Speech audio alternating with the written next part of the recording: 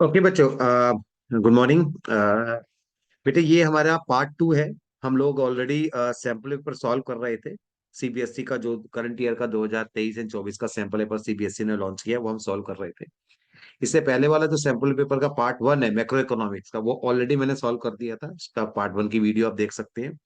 उसका लिंक मैं डिस्क्रिप्शन में भी दे दूंगा। आज हम लोग पार्ट 2 इंडियन इकोनॉमिक डेवलपमेंट का पार्ट सॉल्व करेंगे, जो हमारा सैंपल पेपर है इकोनॉमिक्स का। चलिए टाइम वेस्ट ना करते हुए फटाफट से स्टार्ट करते हैं हम उसको। एक मिनट। जी।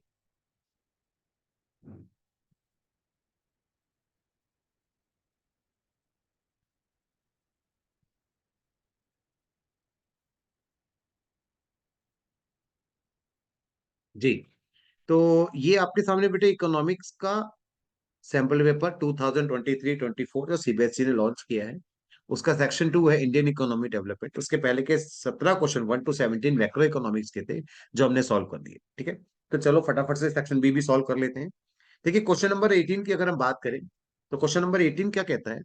क्वेश्चन नंबर 18 कह रहा है, identify the correct combination of the goals of the Indian 5 year plans.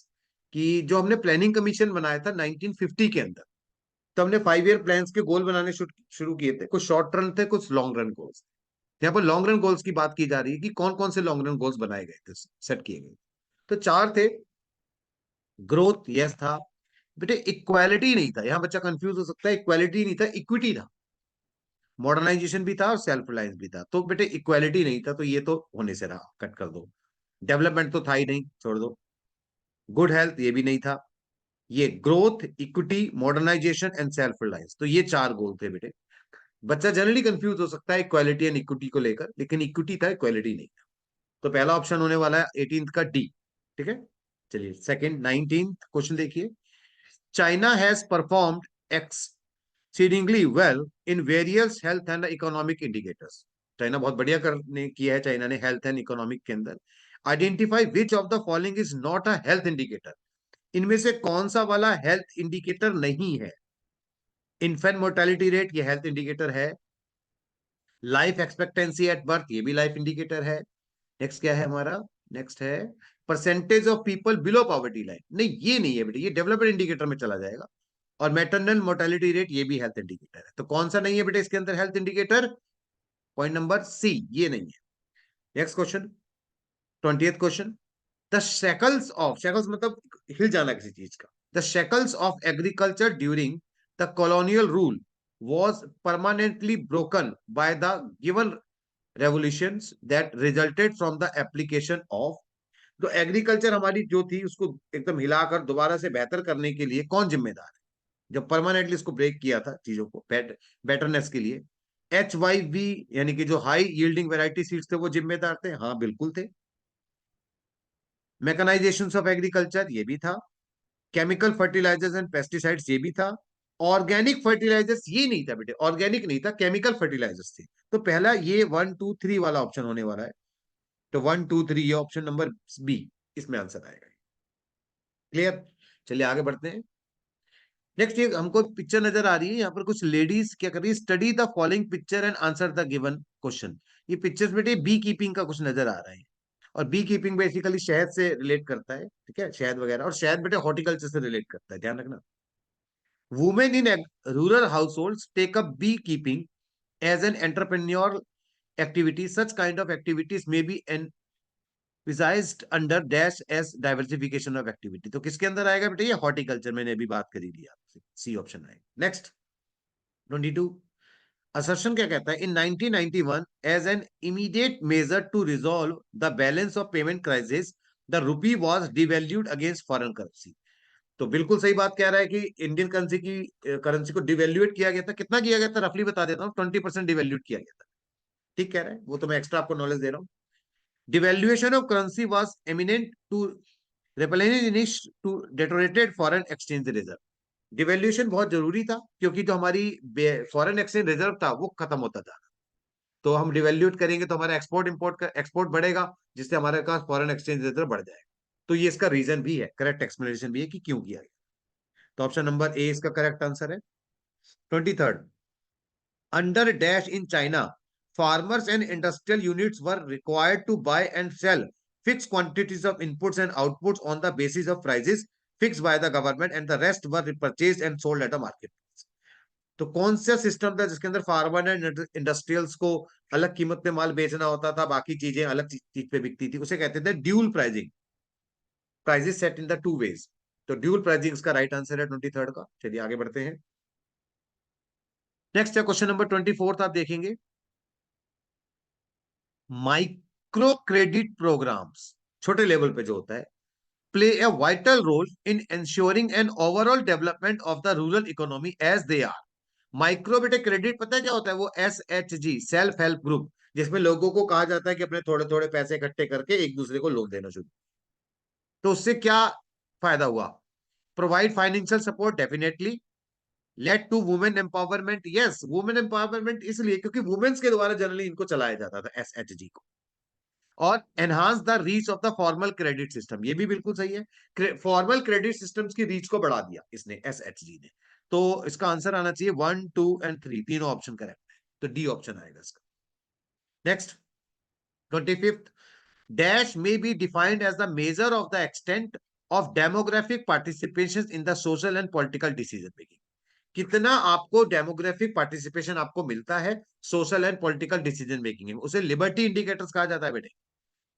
मैंने पढ़ाया भी है चैप्टर्स के अंदर, लास्ट चैप्टर है कंपैरेटिव डेवलपमेंट वाला। 26 स्टेटमेंट 1 कहती है the nature of unemployment problem in India is unifaceted, one sided है, गलत, मल्टीफेसिडेड है बेटे, गलत कह रहा है, मल्टीफेसिडेड है, यूनिफेसिडेड नहीं है, मल्टीफेसिडेड है। तो ये तो स्टेटमेंट फॉल्स हो गई पहली वाली। Worker population ratio is the an indicator used for analysing the employment situation in a country, ये ट्रू है बेटे। तो फर्स्ट इज फॉल्स, ये वाला statement 1 is false, statement 2 is true, B is the right answer. Next 27 देखिए, from the set of the events given in the column 1 and the corresponding facts given in the column 2, choose the correct pair of the statements. Correct pair निकालना है। Adoption of the mixed economic system, the common development policy of India and China, false. India ने तो fix किया था, लेकिन China ने adopt करी थी बच्चों हमारी आपकी सोशलिस्ट इकोनॉमी, कम्युनिस्ट वाली। Introduction of economic reforms in China impose by world bank, गलत। चाइना ने अपनी मर्जी से लेकर आया था, वर्ल्ड बैंक ने हमारे ऊपर और पाकिस्तान के ऊपर इंपोज किए थे, चाइना के ऊपर इंपोज नहीं किए थे बच्चों। Great leap forward campaign focus on massive industrialisation, ये बात ठीक कह रहा है। और फर्स्ट 5 ईयर प्लान कह रहा है 1953 में आया था, गलत कह रहा है, पाकिस्तान का 56 में आया था ये। तो ये सब तो गलत हो गए, तो कौन सा सही है? थर्ड, सी का थर्ड। तो सी का थर्ड, ये वाला सी ऑप्शन हो गया। क्लियर? चलिए आगे बढ़ते हैं। क्वेश्चन नंबर 28, ये 3 मार्क्स का क्वेश्चन स्टार्ट हो गए, 1 मार्क्स के फिनिश हो गए बच्चे हमारे। During the colonial period, colonial मतलब जब हम ब्रिटिश के अंदर थे, a number of socio economic indicators were in a dilapidated state, मतलब बहुत बुरी हालात में थे हमारे सोशल और economic indicator. List any 3 such indicators that led to the worsening of the India's demographic profile. ऐसे 3 सोशल इकोनॉमिक इंडिकेटर बताइए उस समय के, जब हम गुलाम थे, जिसने कि हमारी डेमोग्राफिक प्रोफाइल को बहुत बुरा असर डाला, इकोनॉमी को बहुत खराब दिया। तो उसमें हो सकता है, एक हो सकता है बेटे लो लिटरेसी रेट, तीनों को आप एक्सप्लेन करेंगे। लो लिटरेसी रेट कितनी थी, ब्रैकेट में समझा देंगे, मैं बता देता हूं, ये थी बेटे आपकी लेस देन 16%, ठीक है ना। फिर थी लो फीमेल लिटरेसी रेट, कोई भी 3 बता सकते हैं। Low female literacy rate, literacy rate ये कितनी थी बेटे? ये थी 7%। और उसके बाद एक थी आपकी infant mortality rate, infant mortality rate, mortality rate ये कितनी थी बेटे? इन्फेंट मोर्टेलिटी रेट ये थी 218 पर 1000। ये तीनों का आप हल्का हल्का से एक्सप्लेन कर देंगे, ये इसका आंसर हो जाएगा 28 के फर्स्ट का। और मैं सेकंड भी बता देता हूं। The pre independent India's occupational structure experienced growing regional variations, justify the above statement with valid explanation. जो इंडिपेंडेंट से पहले इंडिया था, वहां पर ऑक्यूपेशनल स्ट्रक्चर में रीजनल वेरिएशंस देखने को मिल रहा है। सबसे पहले आप इसका आंसर कैसे फॉर्म करेंगे? आप ऑक्यूपेशनल स्ट्रक्चर्स को, और वाला कर रहा हूं मैं पर, आप ऑक्यूपेशनल स्ट्रक्चर को आप डिफाइन करेंगे कि ऑक्यूपेशनल स्ट्रक्चर होता क्या है। कि क्या होता है बता देता हूँ। ऑक्यूपेशनल स्ट्रक्चर्स का मतलब होता है डिस्ट्रीब्यूशन ऑफ द वर्कफोर्स या working population in different sectors of an economy. और उस समय हमारा जो ऑक्यूपेशनल स्ट्रक्चर था उसमें रीजनल वेरिएशन थे। कैसे रीजनल वेरिएशन थे? जो इंडिया का बेटे जो नीचे का एरिया था, हम कह सकते हैं नीचे का एरिया मतलब जैसे कोस्टल एरिया था। जैसे कोस्टल एरिया में भी कौन कौन सा मैं बता देता हूँ। आपका गुजरात, आपका महाराष्ट्र, मुंबई और चेन्नई, ये तीन ऐसी जगह थी जहां पर कि ज्यादातर अंग्रेजों के शिप्स वगैरह आते थे। तो यहाँ पर तो एग्रीकल्चर के अलावा other activities, service and industrial sectors भी डेवलप कर रहा था। लेकिन जो नॉर्थ इंडिया था, पंजाब, हरियाणा, राजस्थान, इवन उड़ीसा, इन जगहों पर एग्रीकल्चर सेक्टर्स की परसेंटेज बढ़ती जा रही थी। आप यही समझाएंगे दो पैराग्राफ के अंदर कि आपका गुजरात हो गया, ठीक है, गुजरात के बाद मैंने बताया था आपका मुंबई हो गया और चेन्नई वगैरह हो गया। यहाँ पर एग्रीकल्चर की परसेंटेज थोड़ी सी कम हो रही थी, एग्रीकल्चर की परसेंटेज थोड़ी सी कम हो रही थी, बाकी की बढ़ती जा रही। और बाकियों में आप उसका अपोजिट वहां पर बताएं, ठीक है, कि दूसरे नॉर्थ में दूसरा हिसाब चल रहा है। चलिए हो गया। नेक्स्ट 29 क्वेश्चन देखते हैं। Ravya was initially working as an office clerk in a firm. In the pursuit to attain higher position and income, she attended a few on-the-job training sessions. These sessions, one child policy that led to the arrest in the population, contributed positively her skill and expertise. मतलब यहाँ पर ये बता रहा है कि एक firm में वो ऑफिस क्लर्क थी राव्या, ठीक है, उसको हायर पोजीशन और इनकम को अटेंड करने के लिए उसने सी अटेंडेड, उसने कुछ on the job training programme attend किए। These sessions one child policy that led to the arrest in the population। ये बेटे कुछ ना ऐड हो गया, कुछ क्वेश्चन दो ऐड हो गए इसके अंदर मेरे ख्याल से। यहाँ पर ये वाला क्वेश्चन अलग से ऐड हो गया है। वैसे वे इसका प्रॉपर क्या आएगा, राबिया डिसीजन के ह्यूमन कैपिटल के ऊपर, यहाँ से नहीं अलग ऐड हो गया क्वेश्चन। ये शायद बनाते समय मैंने ये वन चाइल्ड पॉलिसी वाला ऐड गलत से ऐड कर दिया, कोई बात नहीं, मैं बता देता हूँ, ये इसका क्वेश्चन का पार्ट नहीं है, यहाँ से सीधा है। तो इस बात का यहाँ से लेके यहाँ तक, और ये क्वेश्चन यहाँ से फिर यहाँ तक आ जाए कि राविया का जो डिसीजन है ऑन द जॉब ट्रेनिंग का, उसका इंपॉर्टेंस बता दीजिए।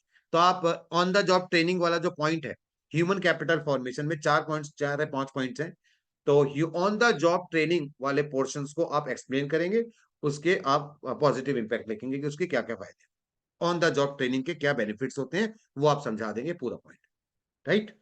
फिर ये वाला 30th क्वेश्चन देखिए। In the late 1970s, China introduced the one-child policy that led to the arrest in the population coupled with skewed sex ratio। ठीक है, मतलब 1970s में, 70s में बेसिकली मैं आपको बता दूं, 79 में चाइना ने वन चाइल्ड पॉलिसी लॉन्च करी थी। उसके कारण उनकी पॉपुलेशन कंट्रोल हो गई, राइट। और लेकिन सेक्स रेशियो जो था उनका, यानी कि जो फीमेल का जो परसेंटेज थी इन कंपैरिजन टू मेल, वो थोड़ा सा गड़बड़ हो गया। Justify the given statement with valid argument in support your answer. तो आप लिखेंगे यस, ये बात बिल्कुल सही है कि वन चाइल्ड पॉलिसी से उनको नुकसान पहुंच, उनका फायदा हुआ था कि उनकी जो पॉपुलेशन है वो कंट्रोल हो गई। लेकिन एक नुकसान उनको हुआ था, क्योंकि वहां के ज्यादातर लोगों ने क्या किया था, एक चाइल्ड ही अलाउड था, तो उन्होंने मेल को यानी कि सन को ज्यादा प्रेफरेंस देनी शुरू कर दी थी और डॉटर्स को कम प्रेफरेंस देनी शुरू कर दी थी, जिस कारण उनका थोड़ा सा जो सेक्स रेशो था वो डिक्लाइन कर गया।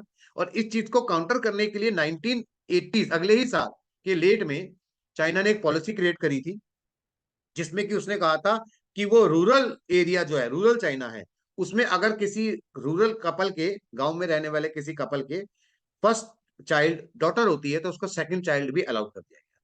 तो ये आप पूरा एक्सप्लेन करेंगे इसके अंदर, राइट। चलिए आगे बढ़ते हैं। नेक्स्ट है state and elaborate whether the following statements are true और फॉल्स विद वैलिड आर्गुमेंट्स। ठीक है, देखते हैं। Agriculture marketing is a process that ensure the transportation of various agriculture commodities only. Only word लगा दिया, इसलिए ये स्टेटमेंट फॉल्स हो गई।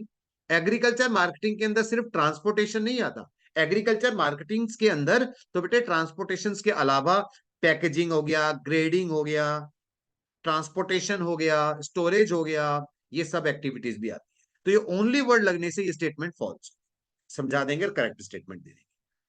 फिर Jan Dhan Yojana has been crucial step for financial resources mobilisation in the Indian economy. ये ट्रू है बेटे। Jan Dhan Yojana government of India ने लॉन्च करी थी, जिसके अंदर सभी लोगों को कहा गया था कि वो अपने बैंक अकाउंट्स ओपन करेंगे। इसका फायदा ये पहुंचा कि गवर्नमेंट के द्वारा जो भी सब्सिडीज या जो भी फाइनेंशियल हेल्प किसानों को या बैकवर्ड क्लास को की जाती थी, वो सारी उनके अकाउंट्स के अंदर ट्रांसफर होने लग गई, जिस कारण उनको जो पैसा मिलने में दिक्कत आती थी सरकार की तरफ से, वो दिक्कत खत्म हो गई और उनको फाइनेंशियली पैसा आराम से मिलना शुरू हो गया। और बैंक अकाउंट खुलने से बैंकिंग सेक्टर भी हमारा बूम कर गया। तो ये इसके फायदे आप लिख देंगे दो। ठीक है, और क्वेश्चन देखिए इसका 31 का। Since independence the government has been playing an important role in the generating employment directly और इनडायरेक्ट। तो बेटे गवर्नमेंट आप लिखेंगे, गवर्नमेंट दो तरीके से एम्प्लॉयमेंट जनरेट करती है इकोनॉमी के अंदर। एक होता है डायरेक्ट। डायरेक्ट एम्प्लॉयमेंट बेसिकली कैसे जनरेट करती है? गवर्नमेंट अपने ऑफिस, अपने एडमिनिस्ट्रेशन डिपार्टमेंट्स के अंदर लोगों को जॉब देती है। गवर्नमेंट बहुत सारी फैक्ट्रियां, बहुत सारे होटल्स वगैरह चलाती है, उसके अंदर लोगों को नौकरियां देती है। ये डायरेक्ट एम्प्लॉयमेंट के एग्जांपल आप बताएंगे।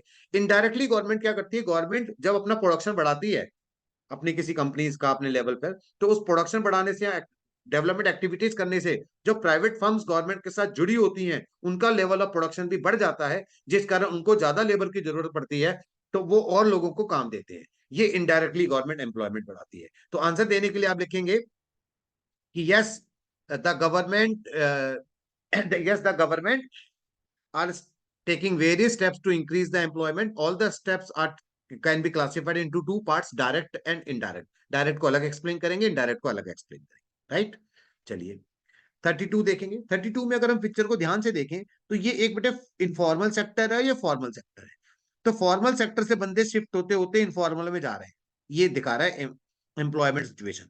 तो identify the situation depicted in the given image. तो इस इमेज में जो आपको समझ में आ रहा है वो है इनफॉर्मलाइजेशन ऑफ इंडियन वर्कफोर्स। क्या है बेटे इस पिक्चर में, क्या नजर आ रहा है? Informalisation of Indian workforce. Informalisation of Indian workforce. Indian workforce का इनफॉर्मलाइजेशन, इसका क्या मतलब होता है? मीनिंग लिखेंगे आप। It is a situation when the peoples from the formal sector decreases, people या फिर workforce shifted from the formal to informal sector. That is the percentage of formal sector reduces and the percentage of workforce in the informal sector rises. That is informalization. फिर लिखेंगे suggest the impact of the indicated situation on the Indian economy. इसका क्या impact पड़ेगा बेटे? Debt is not a good thing, ये अच्छी चीज नहीं है, इसका बैड इम्पैक्ट पड़ेगा। क्यों बैड इम्पैक्ट पड़ेगा? उसके रीजन देंगे, और रीजन में क्या लिखेंगे? इनफॉर्मलाइजेशन के जो डिमेरिट्स हैं वो लिखेंगे। जैसे इनफॉर्मल सेक्टर्स के जो वर्कर होते हैं, इनफॉर्मलाइजेशन में जो वर्कर होते हैं, उनको फॉर्मल के मुकाबले में कम पैसा मिलता है, उनको जॉब सिक्योरिटी नहीं होती, उनको उनके इकोनॉमिक राइट्स को प्रोटेक्ट करने के लिए गवर्नमेंट ने कोई कानून नहीं बना रखा है, वो ट्रेड यूनियन नहीं बना सकते अपने इंटरेस्ट के लिए। तो ये सारे सारे 4-5 पॉइंट्स आप उसके नेगेटिव इंपैक्ट में लिख देंगे कि बुरा इंपैक्ट पड़ेगा, और उसके रीजन जो मैंने बताया। ठीक है, चलिए आगे बढ़ते हैं। नेक्स्ट है question number 33। First, green revolution transformed India from the subsistence food grain economy to a food surplus economy. Justify the statement given reasons in support of your answer. हम लिखेंगे, मतलब क्वेश्चन ये कह रहा है कि ग्रीन रेवोल्यूशन ने India को subsistence food grain economy, subsistence food grain economy का मतलब कि जो अपने खुद के लिए प्रोडक्शन करती थी, ऐसी इकोनॉमी से एक फूड सरप्लस इकोनॉमी में कन्वर्ट। जस्टिफाई करो अपने स्टेटमेंट को। हम लिखेंगे yes this statement is exactly correct, क्योंकि ग्रीन रेवोल्यूशन के आने से पहले जनरली जो किसान लोग थे इंडिया के अंदर, वो सबसिस्टेंस फार्मिंग किया करते थे, यानी कि वो अपना प्रोडक्शन करके खुद ही खाते थे, क्योंकि प्रोडक्शन लेवल इतना ज्यादा नहीं होता था कि वो मार्केट में उसको एक बड़े लेवल पर बेचने के लिए ले जा सके। क्योंकि प्रोडक्शन कम था, तो मेनली खा लेते थे, जो थोड़ा सा बचता था उसे कहते हैं मार्केटेबल सरप्लस। वो कम बचता था, तो बेचने के लिए उतनी उनको वो नहीं होती थी कि ठीक है बेच देंगे, थोड़ा सा ही तो है। लेकिन after the green revolution the food grains basically wheat and rice increase in a very high quantity. अब उनको सेल्फ कंजम्पशन के बाद भी उनके पास एक बड़ा अच्छा खासा मार्केटेबल सरप्लस बचने लग गया, जिस कारण वो उसको ले जाकर मार्केट में बेचने लग गए, और इंडियन इकोनॉमी के पास फूड सरप्लस इंक्रीज हो गया। तो ये आप इस पॉइंट को पूरा समझाएंगे, एक्सप्लेन। ठीक है, subsistence farming, marketing, marketable surplus, ये सारे पॉइंट्स आप एक्सप्लेन भी। सेकंड आंसर इसका, in order to protect domestic industries India followed the regime of restrictions on imports. अपनी डोमेस्टिक इंडस्ट्रीज को बचाने के लिए इंडिया ने कुछ इंपोर्ट्स के ऊपर रेस्ट्रिक्शंस लगाए थे इनिशियली एरियाज के अंदर। Briefly outline and discuss the such steps taken by the government to promote import substitution policy. कौन थे वो, क्या स्टेप्स थे? तो दो स्टेप्स थे बेटे, एक टैरिफ था, एक कोटा था। दो तरीके थी, tariff and quota are the two ways to protect the domestic industries from the competition of the foreign industries and under the import substitution policy before the 1990। Quota के अंदर क्या होता था, कोई भी इंडियन इंपोर्टर है वो जितना मर्जी माल बाहर से इंपोर्ट नहीं करवा सकता, एक मैक्सिमम क्वांटिटी फिक्स कर दी गई थी कि आप इससे ज्यादा बाहर से इंपोर्ट नहीं कर सकते। और टैरिफ का मतलब था कि इंपोर्ट्स के ऊपर बहुत ज्यादा गवर्नमेंट ने टैक्स इंपोज कर दिया था, इंपोर्ट ड्यूटी लगा दी थी, ताकि इंपोर्ट किया जाने वाला फॉरेन प्रोडक्ट महंगा हो जाए और यहाँ पर आके उसकी डिमांड कम हो जाए। ये दो काम किए गए थे, दोनों को आप एक्सप्लेन करेंगे। आप इसका आंसर देते समय इंपोर्ट सब्सटीट्यूशन पॉलिसी को समझाएंगे और टैरिफ एंड कोटा दोनों को आप एक्सप्लेन करेंगे हल्का हल्का। 3 मार्क्स मिल जाएंगे। ठीक है, चलिए नेक्स्ट। इसका और में क्वेश्चन देखिए, in India after 1947 land reforms were introduce in large scale, yes, in the light of the given statement discuss any one such land reforms. 1990 1947 के बाद, आजादी के बाद से इंडिया ने एग्रीकल्चर सेक्टर को प्रमोट करने के लिए लैंड रिफॉर्म्स लेकर आया था। लैंड रिफॉर्म्स का मतलब होता है बेटे transfer of ownership of lands, transfer of ownership of lands, basically from tillers to the actual land, actual जो टिलर होते हैं उसके नाम पे लैंड को कर देना। अब लैंड रिफॉर्म्स कई लाए गए थे, जैसे दो तो मेन आपकी बुक्स में है भी। एक है लैंड सीलिंग, लैंड सीलिंग का एक प्रोसेस है, ठीक है। एक है एबोलिशन ऑफ इंटरमीडिएट्स। तो अब लैंड सीलिंग समझा सकते हैं। लैंड सीलिंग का मतलब होता है कि कोई उस समय क्या किया गया था कि एग्रीकल्चर लैंड को अपने पास रखने की एक मैक्सिमम लिमिट तय कर दी गई थी कि कोई भी फैमिली अपने पास कितनी मैक्सिमम एग्रीकल्चर लैंड रख सकती है। वो लैंड सीलिंग आप समझाएंगे, उसके पॉजिटिव इंपैक्ट बताएंगे और उसकी जो प्रॉब्लम्स थी उसके अंदर वो भी आप डिस्कस करेंगे कि बाद में बड़े बड़े जमींदारों ने उसके ऊपर कुछ लूप होल्स का फायदा उठाया और अपनी जमीन अपने रिश्तेदारों के नाम कर दी वगैरह वगैरह, वो आप इसके अंदर समझाएंगे। तो लैंड रिफॉर्म्स को डिफाइन करना है, लैंड सीलिंग वाले पॉइंट को डिफाइन करते हुए उसके पॉजिटिव और नेगेटिव इंपैक्ट आप समझा दें। वैसे मैं बता दूं, लैंड रिफॉर्म्स पूरे इंडिया के अंदर दो ही स्टेट्स के अंदर बेहतर काम कर पाया था, वेस्ट बंगाल और केरल। ओके, चलिए इसका और का इसका सेकंड देखिए, फोर्थ वाला इसका। In the post reform period the government of India decided to retain profit making public sector undertaking, ठीक है, PSU, in provided a special status to PSU to enable them to spend in the global market. Do you agree with the given statement? Give valid reason in support of your answer. तो ये बात कर रहा है कि जब reforms के बाद, रिफॉर्म्स कब आए थे इंडिया के अंदर बेटे 1991 में, उसके बाद से गवर्नमेंट ने अपनी बहुत सारी कंपनियों को बेच दिया था। लेकिन बहुत सारी जो गवर्नमेंट की प्रॉफिट मेकिंग अंडरटेकिंग थी, पीएसयू पब्लिक सेक्टर अंडरटेकिंग थी, जो प्रॉफिट में चल रही थी, उसको गवर्नमेंट ने क्या किया, जैसे ओएनसीजी हो गया, ठीक है ना, गेल हो गया, एनटीपीटीसी, एनटीपीसी हो गया, नेशनल थर्मल पावर कॉर्पोरेशन, ऐसी बहुत सारी गवर्नमेंट की पीएसयू थी जो प्रॉफिट में चल रही थी। उन पीएसयू को गवर्नमेंट ने कुछ स्पेशल स्टेटस दे दिए थे। और वो स्पेशल स्टेटस क्या थे? महारत्ना, मिन्नी रत्ना और नवरत्न करके। तो ये 3 स्टेटस दिए गए थे, महारत्न, मिन्नी रत्न एंड नवरत्न।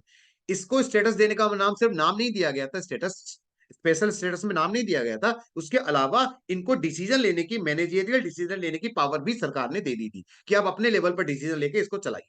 जिसका फायदा ये देखने को मिला लेटर ऑन, कुछ सालों के बाद ये और भी ज्यादा प्रॉफिट देने लग गए और बहुत बढ़िया कंपनियां बनकर निकल कर आई सरकार।